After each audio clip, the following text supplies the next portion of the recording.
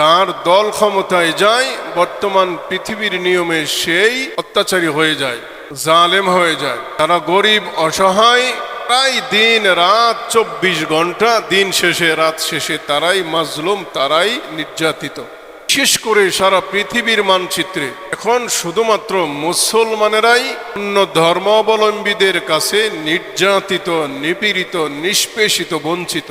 সারাটা পৃথিবী এখন অশান্তি, অনাচার, অত্যাচার, নির্যাতন, জুলুমে ভরে গেছে। সারাটা দুনিয়ায় যার ক্ষমতা আছে, শক্তি আছে, সেই জালেম হয়ে যায়। যার টাকা আছে, তার দল ক্ষমতায় যায়, বর্তমান পৃথিবীর নিয়মে সেই অত্যাচারী হয়ে যায়, জালেম হয়ে যায়। তারা গরিব অসহায়, তারাই দিন রাত 24 ঘন্টা, দিন শেষে রাত শেষে তারাই মাজলুম, তারাই নির্যাতিত।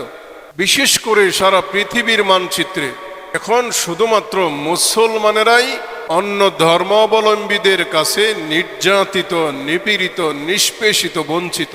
আল্লাহ তাআলার বিধান থেকে আমরা অনেক দূরে চলে গেছি, আল্লাহর রহমত থেকে আমরা অনেক দূরে সরে গেছি। এজন্য আল্লাহর রহমত আমাদের প্রতি নাজিল হয় না। আল্লাহর রহমত নাজিল না হওয়ার কারণ আমাদের গুনাহ, আমাদের অত্যাচার। আমরা জালেম হয়ে গেছি, অত্যাচারী হয়ে গেছি।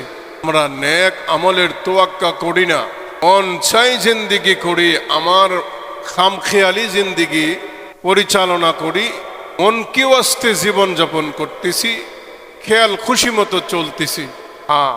এই দুনিয়াটা যদিও আমার জন্য, আপনার জন্য, সকলের জন্য স্বাধীন, কিন্তু একটা সময় আসবে, এই সময় এই স্বাধীনতার জন্য আল্লাহ রাব্বুল আলামিনের সামনে দাঁড়ায়া প্রত্যেকটা কদমের কদমের হিসাব আল্লাহর সামনে সকলকেই দিতে হবে। কেন? আল্লাহ আমাকে স্বাধীন করে দিয়েছিল, এই স্বাধীন অবস্থায় গুনার কাজ করছি, আল্লাহর বিধান লঙ্ঘন করেছি,